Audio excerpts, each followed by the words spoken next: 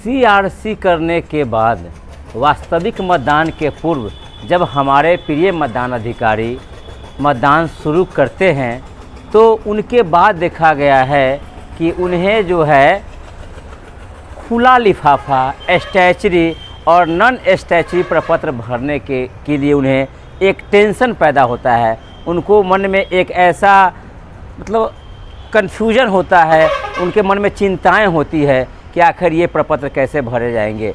तो मैं आज आपके लिए एक ऐसा ट्रिक्स लाया हूँ कि उस ट्रिक्स के माध्यम से यदि आप एक पेज का नोट्स या नोट्स डायरी में या आप नोटबुक में एक पेज केवल 14 बिंदु का अगर इन्फॉर्मेशन नोट कर लेते हैं फ्रेंड, तो मुझे विश्वास नहीं पूर्ण विश्वास है कि आप चाहे वह खुला लिफाफा हो, चाहे स्टैचरी हो, नॉन स्टैचरी हो या थर्ड पैकेट हो, बड़ी आराम से आप उसे भर लेंगे और बिना किसी टेंशन के, बिना किसी दबाव के, बिना किसी परेशानी के। क्योंकि कहा गया है कि जो बीच राह में बैठ गए वो बैठे ही रह जाते हैं, जो बीच राह में बैठ गए वो बैठे ही रह जाते हैं, जो लगातार चलते गए वे निश्चित मंजिल पाते हैं, जो कायर है वो हार गए, नरनाहरबाजी मार गए, इन तूफ़ानों से टकराकर हिम्मत वाले उस पार गए, हिम्मत वाले उस पार गए।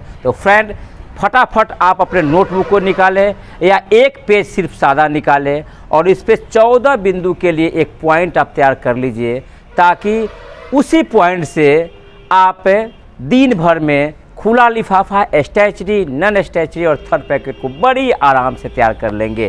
तो चलिए तैयार हो जाइए। मतदान से पूर्व पीठासीन पदाधिकारी अपने डायरी में ये प्रारूप या विवरण लिख लेंगे तथा सामग्री प्राप्त होते ही विवरण भर ले, ताकि इससे ही विभिन्न लिफाफा, खुला लिफाफा हो, स्टैचरी हो, नॉन स्टैचरी हो, सभी प्रपत्र, चाहे वो पीठासीन की डायरी हो, पीठासीन की घोषणा हो, पेपर सील लेखा हो, मतपत्र लेखा हो, वोटर टर्नआउट रिपोर्ट हो या मॉक पोल प्रमाण पत्र भरना हो, बिल्कुल आसान हो जाएगा। तो चलिए हम लोग ये बात करेंगे किस किस पॉइंट को आपको नोट कर लेना है, ताकि दिन भर में आप सभी प्रपत्र उससे पढ़ना है। एक नंबर में प्रखंड का नाम, आप प्रखंड का नाम लिख लेंगे। जिला का नाम लिख चुके हैं, जिला का नाम यहाँ लिख देंगे। अनुमंडल का नाम, यहाँ अनुमंडल का नाम लिख देंगे। पंचायत का नाम, जैसे ही आपको मतदान सामग्री प्राप्त होगा पंचायत का नाम यहाँ लिख देंगे। वार्ड संख्या यहाँ लिख देंगे। मतदान केंद्र की संख्या और मतदान केंद्र का नाम, booth number and booth name, मतदान की तारीख। आगे 7वां नंबर कुल मतदाता, यानी आपके वोटर लिस्ट में होंगे पुरुष कितने, महिला कितने, अन्य कितने और कुल कितने हैं, ये आप नोट कर लेंगे जैसी ही सामग्री आपको प्राप्त हुई। 8वां में प्राप्त किए गए मतपेटियों की संख्या और प्रकार, बड़ी, मध्यम, छोटी और कुल। बड़ी कितना है तो बड़ी 1 मिलेंगे, मध्यम नहीं मिलेंगे तो 0 0, छोटी 1 मिलेंगे, कुल 2 मिलेंगे। अब 9 नंबर जो देखिए पॉइंट, प्राप्त किए गए या आपूरित control unit, ballot unit, green paper seal या पेपर सील भी बोलते हैं इसको, स्पेशल टैग और स्ट्रैप सील का आपने ये कॉलम बना लिया। इधर आपने पद का नाम लिख लिया, ग्राम पंचायत सदस्य, ग्राम पंचायत मुखिया, ग्राम समिति, पंचायत समिति सदस्य, जिला परिषद सदस्य और ग्राम कचहरी के पंचायत सरपंच। चलिए अब यहाँ हमने पद का नाम लिखी, इसके ठीक सामने CU कौन सा मिला क्रम, तो CU का क्रम लिख देंगे। BU का कौन सा क्रम मिला ग्राम पंचायत सदस्य के, यहाँ BU का क्रम लिख दें। बैलेट यूनिट का पेपर सील, जिसको ग्रीन पेपर सील कहते हैं, ये 3 की संख्या मिलेगा, तीनों का क्रम हम इसमें लिख देंगे। स्पेशल टैग भी 3 मिलेगा वार्ड सदस्य के लिए या ग्राम पंचायत, इसमें तीनों स्पेशल टैग को लिख देंगे और स्ट्रैप सील जो 3 मिलेंगे इसको भी यहाँ हम लिख देंगे। इसी तरह से ग्राम पंचायत मुखिया का भी CU जो है कंट्रोल यूनिट का यहाँ क्रम संख्या लिख देंगे, यहाँ बैलेट यूनिट क्रम संख्या लिख देंगे, यहाँ पेपर सील तीनों मिलेंगे उसी क्रम संख्या लिख देंगे, स्पेशल टैग की क्रम संख्या लिख और स्ट्रैप सील का लिख देंगे।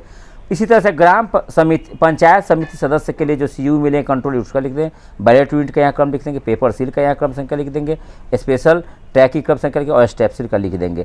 जिला परिषद सदस्य जो है उसके लिए भी जो CU मिलेंगे उसका यहाँ लिख देंगे, उसके लिए जो BU होंगे उसका क्रम लिख देंगे, पेपर सील का यहाँ लिख देंगे, स्पेशल टैग का यहाँ लिख देंगे और स्ट्रैप सील का यहाँ लिख देंगे। ग्राम कचहरी पंच और सरपंच के लिए चूँकि बैलेट से होना है यानी उसके लिए पेपर सील सिर्फ मिलेंगे, ये मैंने लिख लिया। ये जैसे ही आपको मिल गया कि आपको इसमें नोट कर लेना है, सिर्फ उसको जो 3 की संख्या है मेरा तीनों को एक क्रम संख्या यहाँ लिखना है, स्पेशल क्रम संख्या सिर्फ लिखना है फ्रेंड। सभी सामग्री जब क्रम संख्या लिख लेंगे तो जैसे ही आप उसको ग्रीन पेपर, जब मॉक पोल के बाद वास्तविक मतदान के लिए सीआरसी प्रक्रिया के बाद जैसे ही सील करते हैं, तो आप सीयू को सील करते हैं, बीयू आपका सील होता है, पेपर सील का इस्तेमाल करते हैं, स्पेशल टैग का इस्तेमाल करते हैं, ग्रीन और स्टेप सील का इस्तेमाल करते हैं। जो इस्तेमाल करते हैं, इस पेपर सील में 3 है और 1 आपने इस्तेमाल किया वार्ड के लिए, उसमें लाल से ऐसे टिक कर देंगे। स्पेशल टैग 3 है, जो इस्तेमाल किए इसे टिक कर दिए। स्टेप सील में जो इस्तेमाल किए आपने ग्राम पंचायत उसको टिक कर लिए। उसी तरह से पेपर सील जो है मुखिया के लिए, समिति के लिए, वार्ड जिला परिषद के लिए टिक कर लिए। स्पेशल टैग फिर जो है वार्ड सदस्य के लिए, मुखिया के लिए, समिति के लिए टिक कर लिए। यानी कहने का मतलब है कि जो टिक कर लिए उसे आप मेंशन करना है कि उपयोग में लाई गई। 3 मिला तो आपने क्रम संख्या, जब आप तैयार करेंगे पीठासीन की डायरी, तो या पेपर सील लिखा तो वहाँ कितने मिले, तो 3, उसे क्रम संख्या आपके पास है। इस्तेमाल कौन किए, जो लाल से टिक करना है, तो आपको आसान हो जाए बना। उसके बाद क्या करना है, मॉक पोल प्रारंभ का समय यहाँ आपको नोट कर लेना है। उसके बाद मतदान शुरू करने का सही समय नोट करना, कितने बजे आप मतदान शुरू किए, 7 बजे या 7:05 10। उसके बाद अंतिम मतदाता द्वारा किए गए मतदान का समय, क्योंकि पीठासीन की डायरी में इसे भरना है, तो यहाँ अंतिम मतदाता जब आएंगे वो पोल करेंगे, वो समय लिख लेंगे। और मतदान समाप्ति का समय यहाँ लिख लेंगे। जैसे ही मतदान यह समाप्त हो गया, तो आप ये इस बीच में जैसे ही आप इस्तेमाल कर लिए थे ये CU, BU, paper seal, special tag और स्टेप सील, इसका मतलब है ये खुला लिफाफे के आधे से अधिक भाग आप इससे भरना शुरू कर देंगे। अब मतदान के बाद का जो प्रक्रिया है, जैसे मतदान अंतिम मतदान का समय या मतदान समाप्ति का समय और डाले गए मत का विवरण में आपको एक सूची बना लेना है कि मतदाता सूची में कुल मतदाता, जिन्होंने मत किया, मतदान का प्रतिशत, एपिक से डाले गए, गैर एपिक या नॉन एपिक से डाले गए और मत से इनकार। पुरुष कितने हैं, मान लीजिए कि 350 है तो 350 लिखेंगे। महिला कितना है, 300। अन्य नहीं है तो 650 हो गए। कितने मत किए उसका प्रतिशत भी यहाँ निकाल लेंगे। एपिक से कितने पुरुष डाले गए, कितने महिला, कितने अन्य, टोटल। नॉन एपिक से मत से इनकार। इस तरह से जब आप इसे तैयार कर लेंगे तो इसके आलोक में खुला लिफाफा भरना आसान हो जाएगा। सिर्फ इसमें एक जो विजिट सीट है, तो वो विजिट सीट आपको समय समय पर जो आपके बूथ पे ऑब्जर्वर हो, माइक्रो ऑब्जर्वर हो या विभिन्न पदाधिकारी आते हैं जो आपको निरीक्षण करते हैं, तो वो आपको उसमें मेंशन करना है।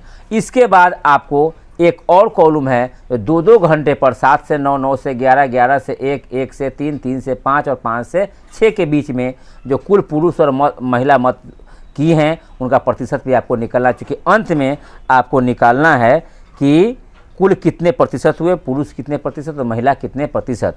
और एक और कॉलम फ्रेंड बना देंगे जिसमें स्टैचुरी में जो 9 लिफाफा आपको भरने हैं, उस 9 लिफाफा का लिस्ट बना लेंगे। नॉन स्टैचुरी के 7 लिफाफा है उसको भरा लेंगे और थर्ड पैकेट में क्या डालना है इसकी सूची बना लेंगे। और इस तरह से आपने जो पूर्व में अगर काम कर लिया है और मतदान सामग्री मिलते ही इस तरह से इस्तेमाल उसका नोट कर लिया है, और जैसे ही EVM और बैलेट बॉक्स सील होता है तो उसमें पेपर सील की स्पेशल टैग और स्टेप सील की संख्या लिख लिया है फ्रेंड, तो बिल्कुल आपने काम को आसान कर लिया है और इससे आपके पूरे प्रपत्र बड़ी आसानी से भरे जाएंगे। तो काइंडली आप इसमें जो पॉइंट है, ये जो 14 बिंदु का जो पॉइंट है, ये आप पहले से ही एक पेज हो या नोटबुक हो या डायरी में नोट करके और सामान मिलते ही उसमें आप मेंशन कर देंगे और इस्तेमाल जिस चीज़ को किए हैं, जिस पेपर सील को किस एस्पेक्ट है उसको सिर्फ लाल से टिक कर लेंगे।